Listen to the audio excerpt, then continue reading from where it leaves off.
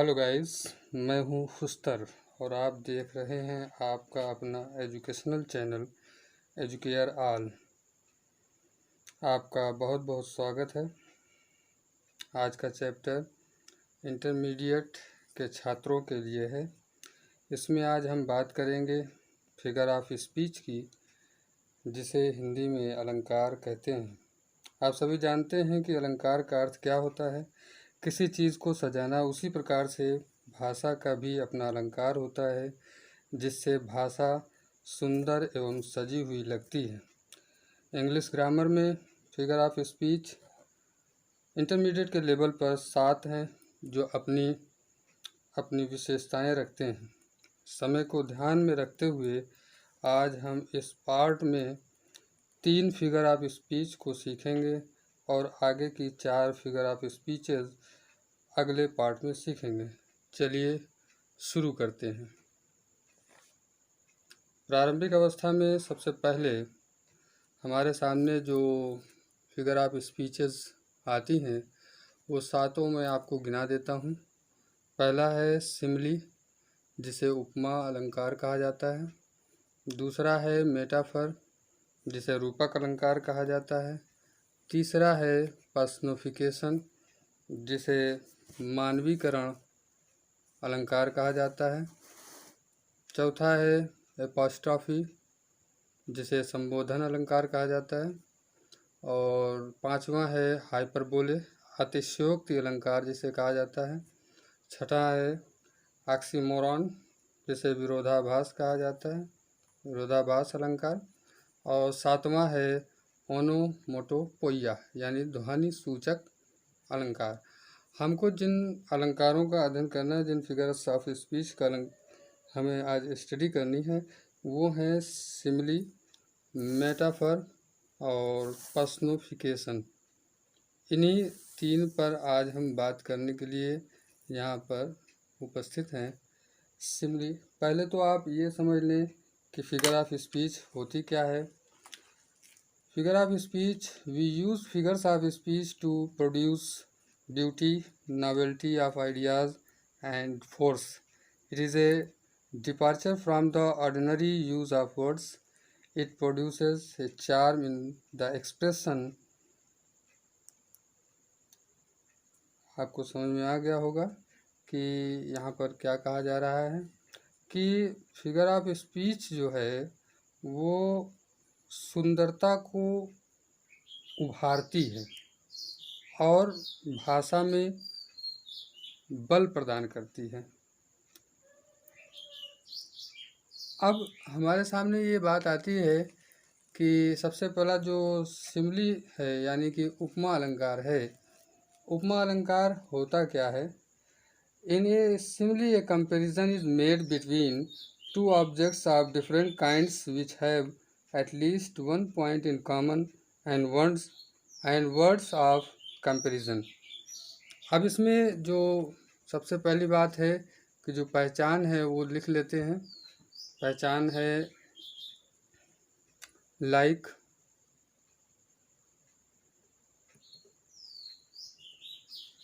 So and as.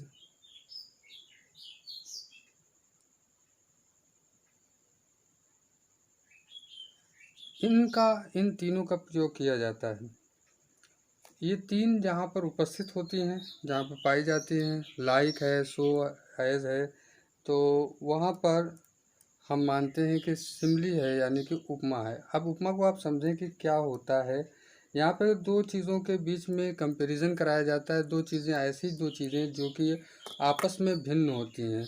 जैसे हिंदी में हम कह सकते हैं, उपमा में भिन्न भिन्न प्रकार की 2 ऐसी वस्तुएं जो उनमें तुलना की जाती हो, जो कम से कम किसी एक बात से में समान हो। इसमें तुलना के लिए उन शब्दों का इस्तेमाल किया जाता है, जैसे कि लाइक है, सो है, एज है।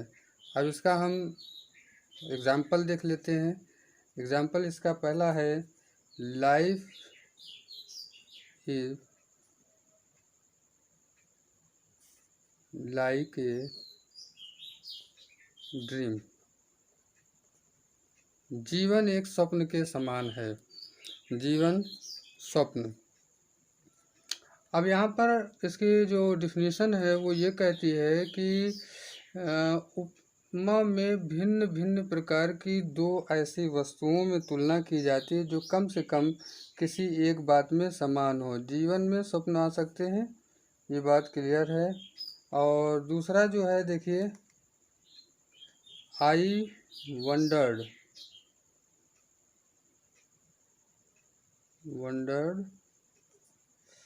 Lonely as a cloud. मैं अकेला घूमता रहा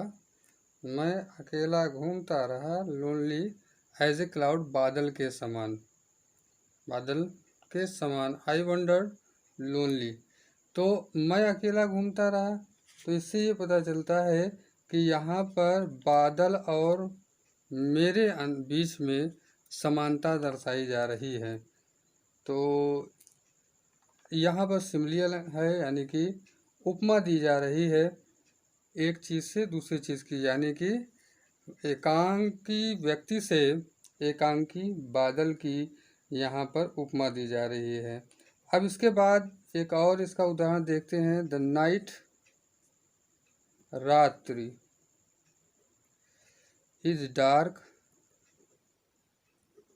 एज ए ब्लैक स्टोन। रात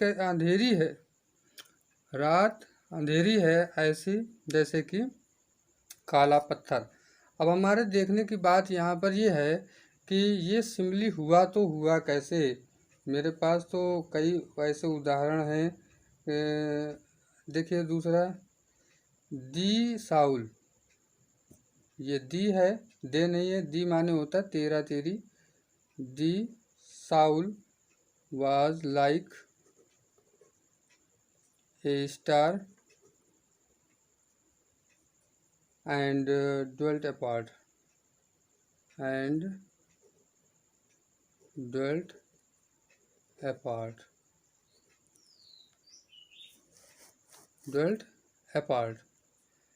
अब यहाँ पर इन एक है, फर्स्ट है, सेकंड है और थर्ड है, यहाँ पर फोर्थ है।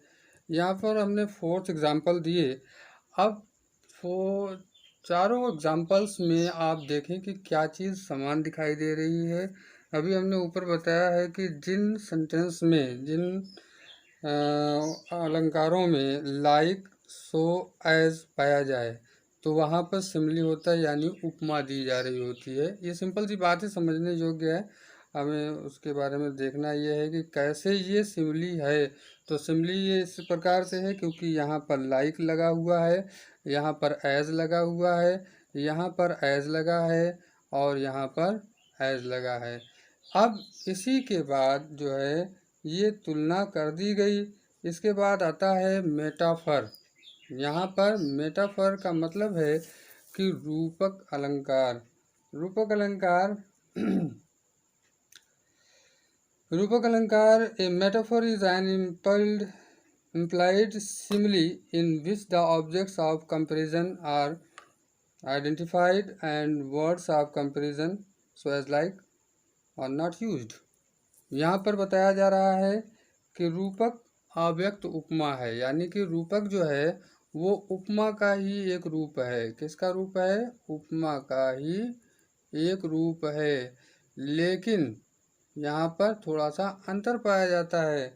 वो कहता है कि ये अव्यक्त उपमा है, यानी कि which the objects of comparison are identified simile. A metaphor is an implied simile in which the objects of comparison are identified and word of comparison so as like are not used। यहाँ पर बताया जा रहा है कि like है और सो है और एज है। ये आपने ऊपर देखा, यहाँ पर देख रहे हैं कि यहाँ पर इनका इस्तेमाल किया जा रहा है और यहाँ पर इनका इस्तेमाल नहीं किया जाएगा। यहाँ पर सीधे सीधे तुलना तुलना नहीं, उसको वही चीज़ मान लिया जाएगा। जैसे अभी हमने लिखा है कि life is like a dream, ये लिखा था, ये सिमली है। यहाँ पर हम लिख सकते हैं this is simile, but life is a dream. यहाँ पर लाइक नहीं लिखा जाएगा, इसलिए यहाँ पर मेटाफर हो जाएगा। मेटाफर इसलिए होगा क्योंकि यहाँ पर लाइक का प्रयोग नहीं किया गया है। तुलना की जाती है, दोनों में तुलना की जा रही है, लेकिन उसे उसी रूप में मान लिया जाता है। तुलना स्पष्ट करने वाले शब्दों का प्रयोग नहीं किया जाता। देखिए द कैमल, अगला एग्जाम्पल है, आप देख लें। The camel is the ship of the dessert.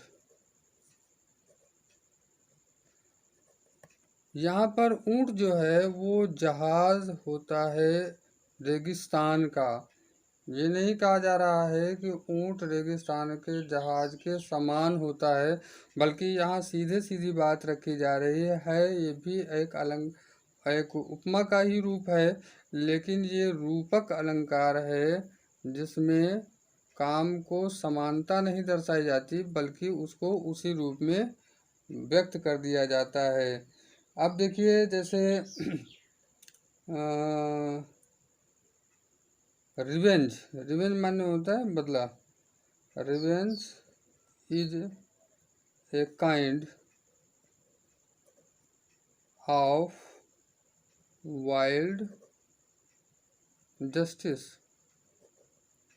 Wild justice, बदला जो है वो एक प्रकार का जंगली न्याय है।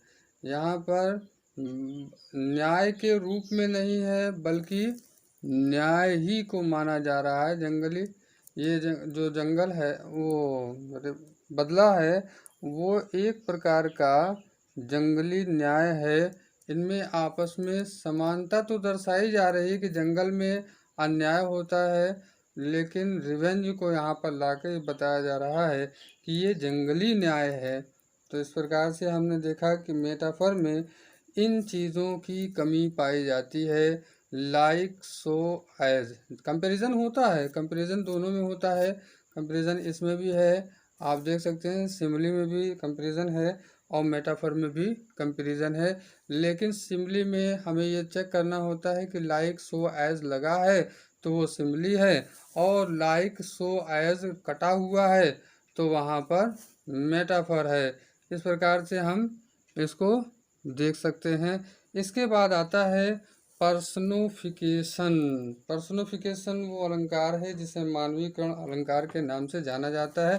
पर्सनोफिकेशन को अगर हम तोड़कर देखते हैं तो PERSON, पर्सन हो गया।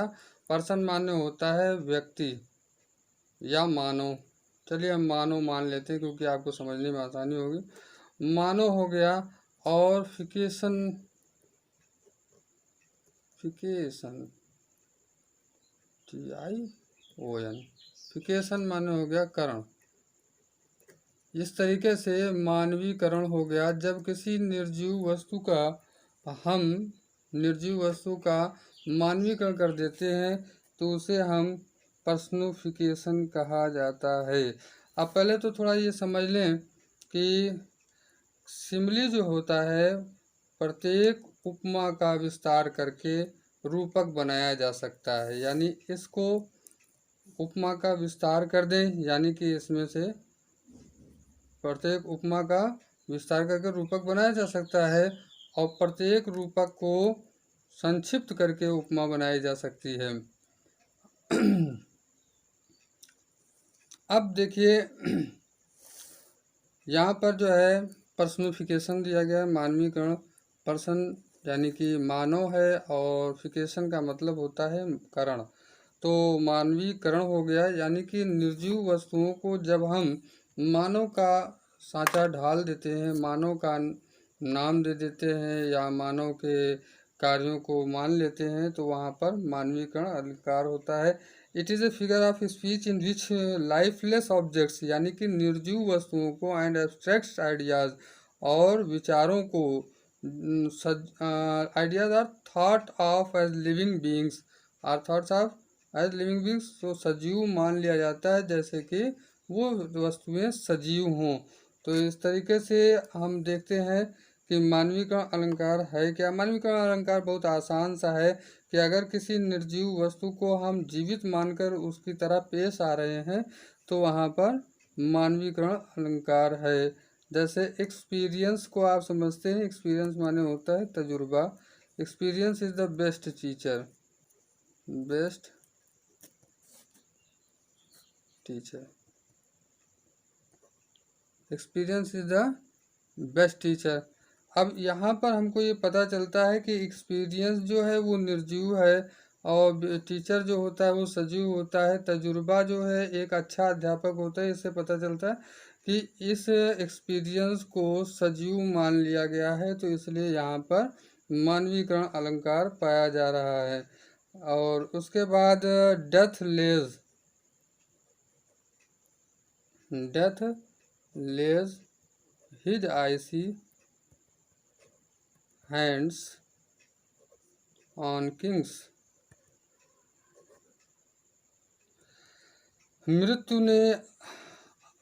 ने अपना बर्फीला हाथ, लेज हिज आइसी हैंड, अपना बर्फीला हाथ राजाओं पर रख दिया, अर्थात राजाओं की मृत्यु हो गई। अब राजा तो सजीव हैं और मृत्यु निर्जीव है। इस तरीके से डेथ के साथ हिज का प्रयोग हुआ है। यहाँ पर आप देख सकते हैं डेथ के साथ हिज का प्रयोग हुआ है, यानी मृत्यु ने अपना। तो हिज यहाँ पर ये दर्शाता है कि ये जो है सजीव माना जा रहा है, इसलिए यहाँ पर मानवीकरण का उपयोग किया गया है। इस प्रकार से ये हमारा जो है 3 अलंकार हुए हैं। सबसे पहला है सिमली, सिमली उपमा अलंकार है सिमली में, और दूसरे में जो है ये मेटाफर यानी रूपक अलंकार है। उपमा का ही रूप होता है जिसमें लाइक सो एज को काट दिया जाता है। और पर्सनिफिकेशन यानी मानवीकरण, जिसमें पर्सन यानी मानव और फिकेशन यानी मानव करण किया जाता है, मानवीकरण किया जाता है। इसमें निर्जीव वस्तुओं को, विचारों को जो है मानव का रूप दे दिया जाता है और उनसे उसी प्रकार का बर्ताव भी किया जाता है। इस प्रकार से आज तक के लिए बस इतना ही। आगे इसके बाद ये पार्ट 1 है।